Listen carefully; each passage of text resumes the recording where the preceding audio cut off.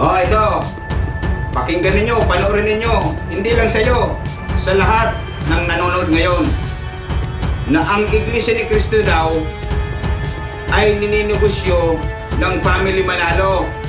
Dahil ang nakalagay doon sa SEC o Security Exchange Commission ay stock corporation. O ito, ipapaliwanag ko sa iyo ngayon na hindi negosyo ang Iglesia ni Cristo. Magandang umaga mga kapusing, mga kaubayan, mga kapatid.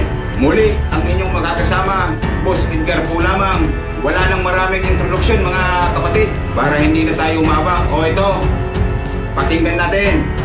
Kasi po ito, Rebels Talakera ho mga bossing, yung nakita natin kanina, may inilabas nga siya. Dito, sabi dito, Iglesia ni Batman. Itong nasa harapan niya, ito yung SEC, Security Exchange Commission. O yan. Ito pa lang mga kasama, mga kapatid. Kaharap na nila yung papel, yung dokumento ng SEC. Ang nakalagay dyan, Church of Christ, kung ikaw ay Inglesero, kung ikaw ay Amerikano, pero kung Pilipino ka, ang nakalagay dito, or Iglesia ni Cristo. Di ba? Napakalinaw ngayon. Ang sabi niya, Iglesia ni Batman daw. Dito pa lang hindi na kayo marunong magbasa eh. Mali na agad kayo. Nasa harapan na ninyo yung dokumento, nasa harapan na ninyo yung papel, magbasa na lang, hindi pa kayo marunong. Iglesia ni Cristo po. Iglesia ni Cristo. Hindi Iglesia ni Batman. Anong Batman pinagsasabi ninyo? O, tuloy natin. Bakit daw, tinatanong ni Mami Peps, bakit daw stock corporation ang nakaregister sa SEC permit ninyo? Oh, nagtatanong daw si Talakera, iwan kung sinong Talakera yun eh. Ito lang naman kasi yung nakita ko dito sa content niya. Nagtatanong daw si Talakera kung bakit daw stock corporation ang nakalagay sa SEC. Nagtatanong. Dapat sana, dahil yan ay dokumento ng Iglesia ni Cristo, pumunta ka sana sa central office ng Iglesia ni Cristo dyan sa Quezon City. Magtanong ka doon kung bakit stock corporation ang nakalagay sa SEC.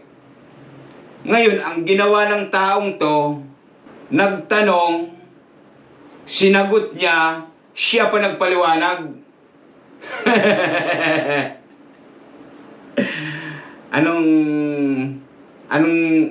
Anong tawag yan sa mga negosyo? Pakyawan.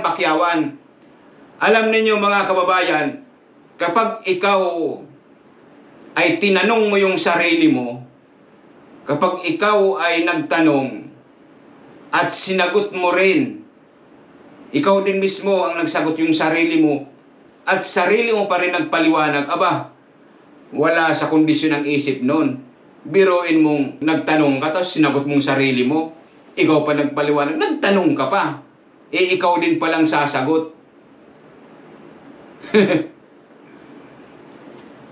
May kauban tong mga ganitong mga sistemang tao eh. Tuloy pa natin. Stock corporation ang nakaregister sa SEC permit ninyo doon sa Iglesia ni Cristo. Siguro naman ho, walang walang pabenta-benta ng mga otap-otap ang iglesia. Di po ba?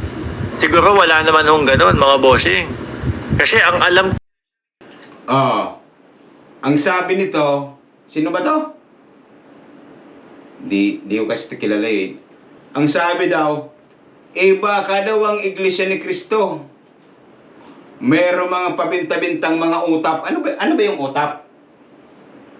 Utap pagkain ba yun? Sabihin ko sa iyo, ang Iglesia ni Cristo, wala kang makikitang nagbibinta dyan. Kami ang namimili.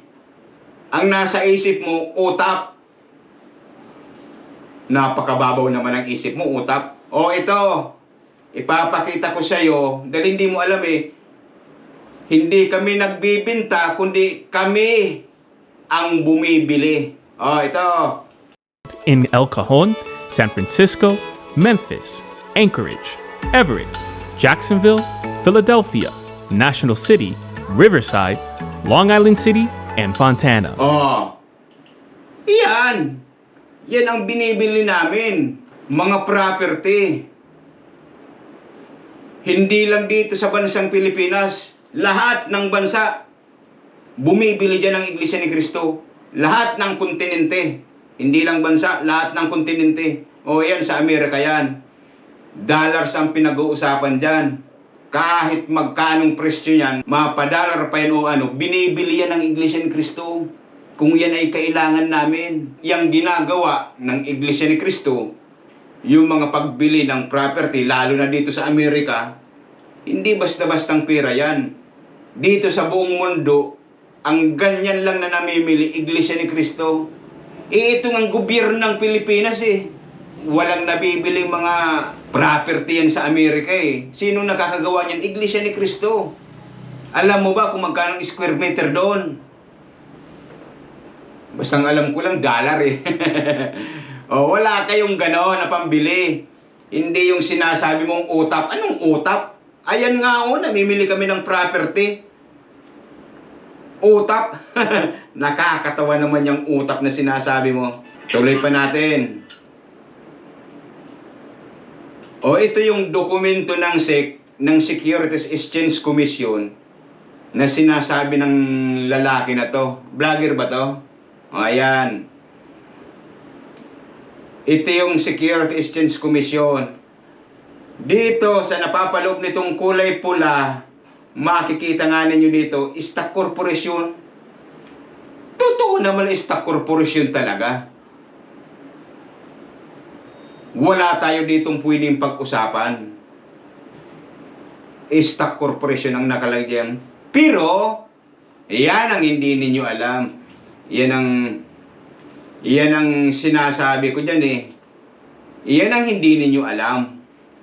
Dahil kung ano yung nabasa ninyo, doon lang naaabot ng isip ninyo, ipapalabas na ninyo sa social media, ito, stock commission, ito, stock corporation, ito ay negosyo. Yun lang pagkakaunawa ninyo. Noong taon 1906, meron diyang batas simula noong 1906. Itong batas na The Corporation Law of 1906, Act number 1459, Religious Corporation 16154. Yan. May batas noon. Simula noong ang taon 1906, pataas, pag ikaw magparehistro ng korporasyon, napapaloob ka sa batas na to. Ang batas na napapaloob dito, stock corporation. Tuloy natin. Ngayon, ano naman yung The Corporation Law of 1906, Act number 1459? Ayan. Para malinaw sa mata ninyo. Dating batas tungkol sa pagbuo, pag-organize at pagrehistro ng mga korporasyon sa bansa, kasama ang religious corporation. Ito yun. Napapaloob na ng batas ng pagrehistro ng Iglesia ni Cristong Corporation, religious corporation. Diyan na. Malinaw yan Diyan na. Sa The Corporation Law of 1906, Act number 1459. Ano naman yung Section 154? Ito yung bahagi ng batas,